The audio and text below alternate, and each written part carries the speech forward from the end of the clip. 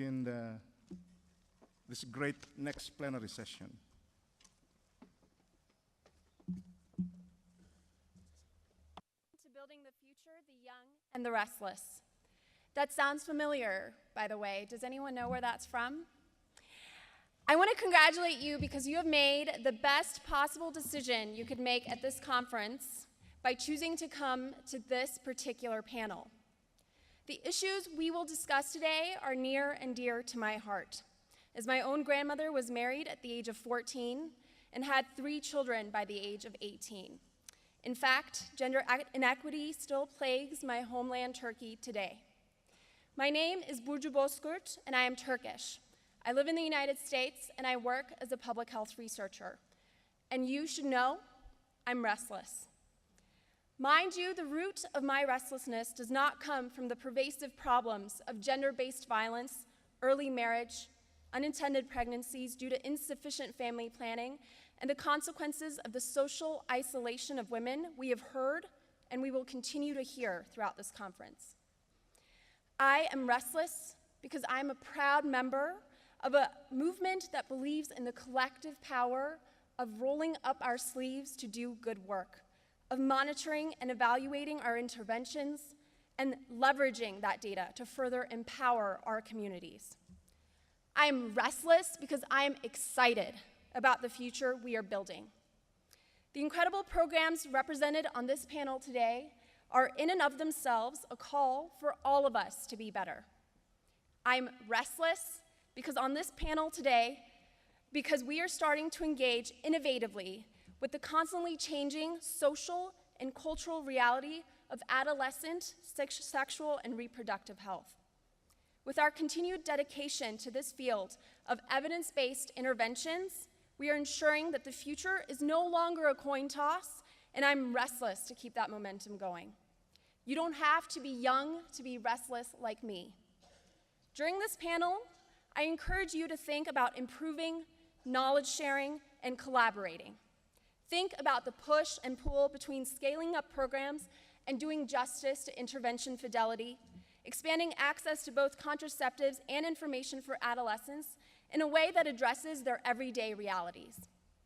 These panelists, who will give you some powerful programmatic examples, are building the future by making history now. In an era when markets, communities, and institutions are more connected than ever before, innovation and collaboration can reshape the story of how humans get things done in health. As a young person, I see your presence in this room as a testament to the future that we are building together. And by being in this room, you're making a commitment to continue to invest in youth, women, and men in an ethically sound, evidence-based, responsible, and community-based manner. It is my humble pleasure to introduce Dr. Blum, who I just met this week, but whose warmth makes you feel like you've known him forever. Dr. Blum is the William H. Gates Senior Professor and Chair at the Department of Population, Family, and Reproductive Health, and Director of the Urban Health Institute at the Johns Hopkins Bloomberg School of Public Health. He is internationally recognized for his advocacy and expertise in adolescent health and well-being. He has edited 2 books and written over 250 book chapters, articles, and reports. He is past president of the Society for Adolescent Medicine, past board chair of the Guttmacher Institute, a member of the National Academy of Sciences, and a consultant to UNFPA, UNICEF, and WHO.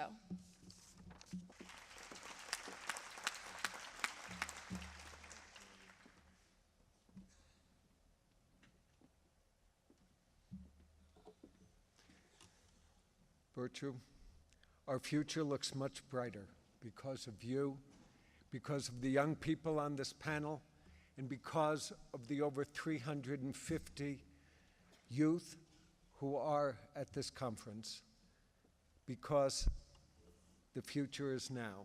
I too am restless, because while we have made some advances, we have a very long way to go. This is a very exciting panel.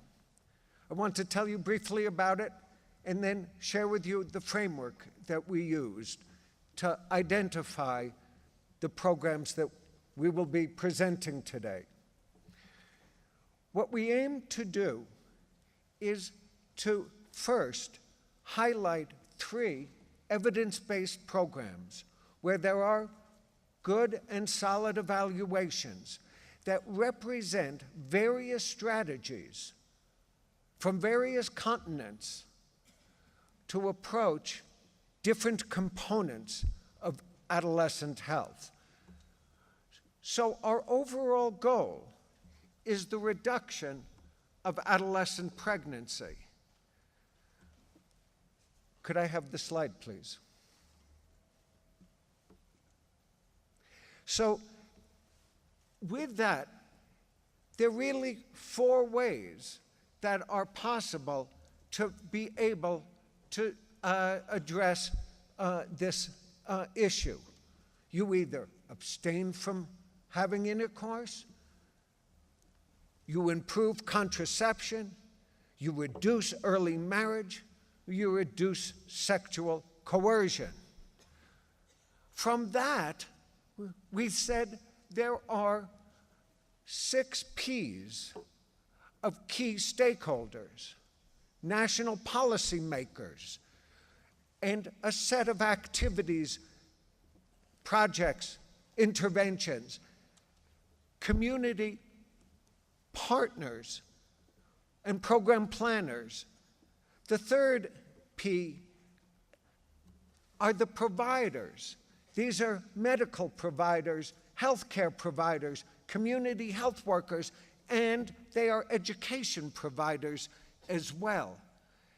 And strategies that are school-based strategies and health service delivery strategies. And then there are parents as the next P.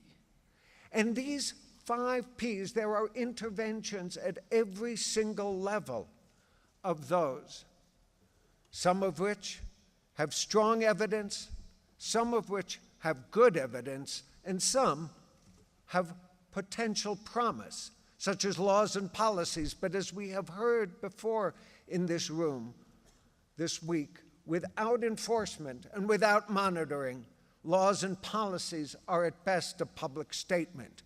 These 5 Ps together impact the adolescent girl. And there are programs targeted there. So then we looked at interventions at each level, at the national policy level, and what interventions were being done, at the community level, at the health service provider and the education provider levels. We looked at parent-level programs, and we looked at those programs that focus on young people themselves, programs aimed at adolescent development, programs aimed at gender bias, gender-based violence, etc. So this whole model is how we have thought about programs for adolescents and effective programs. And we then went out to seek and identify prototypes. What we'll be presenting today are 3 examples. They are not the only examples. The message here is that at every single level of work, there are effective programs. But I would also say, for every effective program, there are tens and probably hundreds of ineffective programs where we invest millions and billions of dollars in. We must get beyond that. And I would also say, very sadly, as we have looked throughout the published and unpublished literature, I am sure that there are other effective programs. However, they've not been evaluated.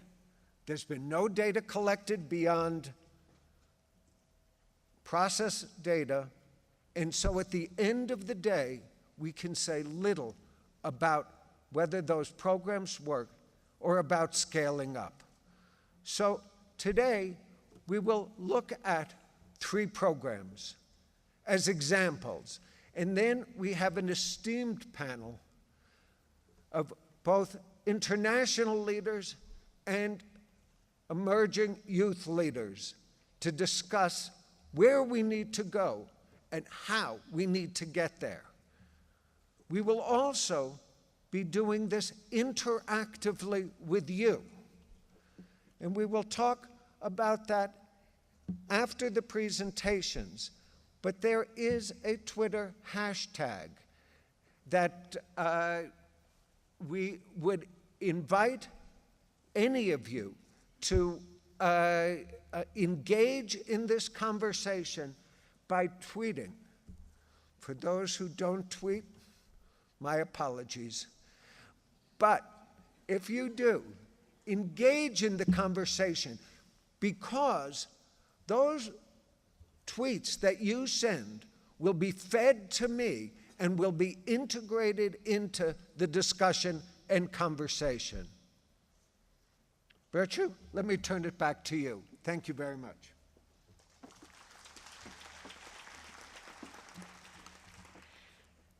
Okay, our first presentation. The program Berhane Hewan sets in the Amhara region of Ethiopia, where nearly half of all girls are married before their 15th birthday.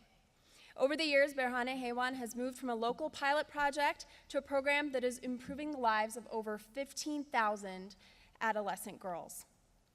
The program has successfully decreased early marriage and improved family planning practices among adolescent girls. Here to tell us more about Berhane Hewan is Ms. Tigest Tamrat, Research Officer with the Population Council Office in Ethiopia. She oversees project implementation and management of information systems for Berhane Hewan, and she did her graduate work in the United States. Please give her a warm welcome.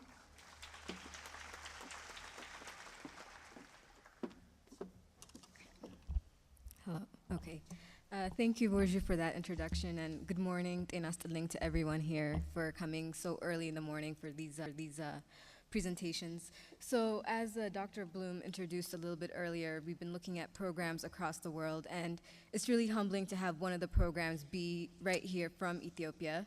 It actually took place only 8 hours away from where we're sitting here in Addis Ababa, and I'm here to talk a little bit more about this pretty successful program called Berhane Hewan. So just a little background first, as we discuss a little bit about Ethiopia and the context in which Berhane Hewan was taking place.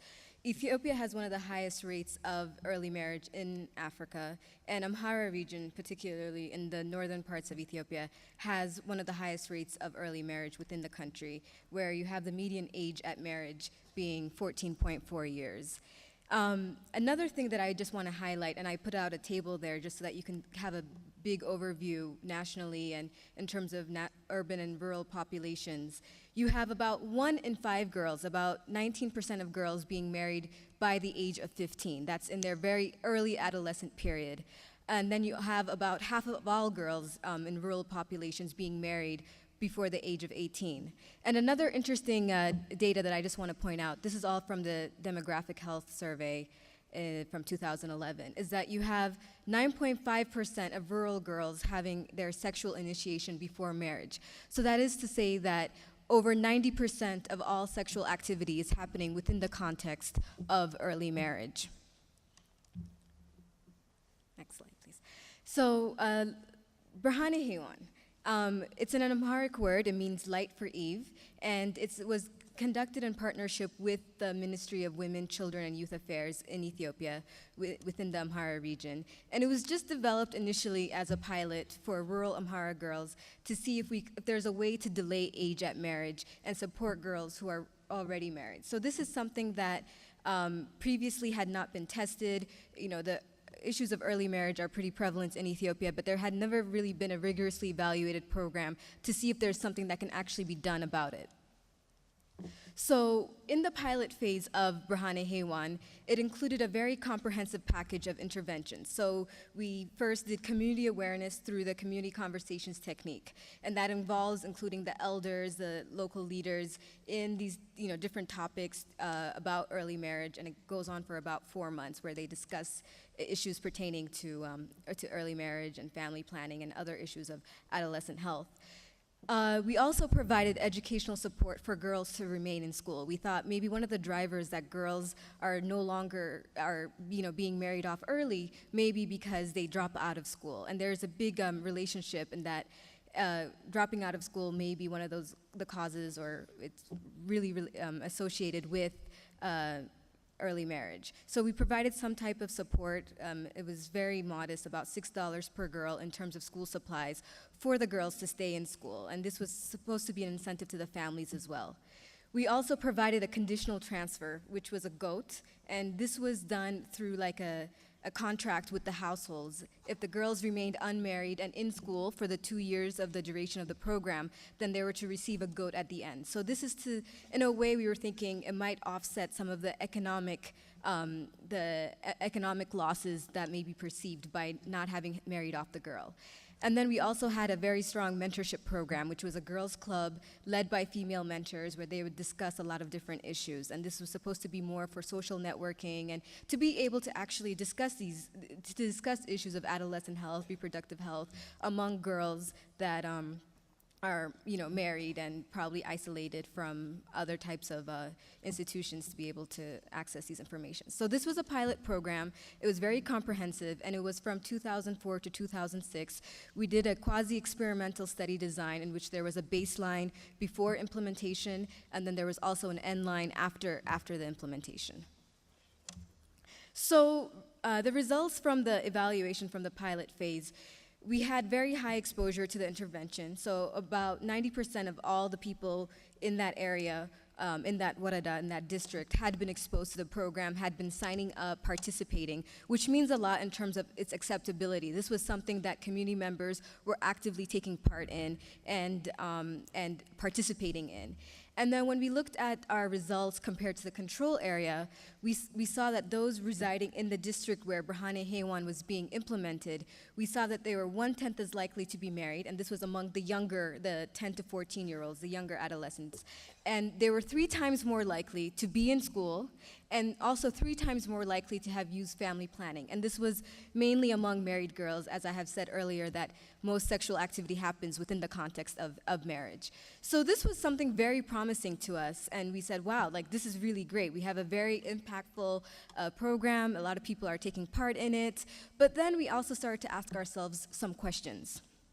So one of them, so we listed out some experiences from phase 1.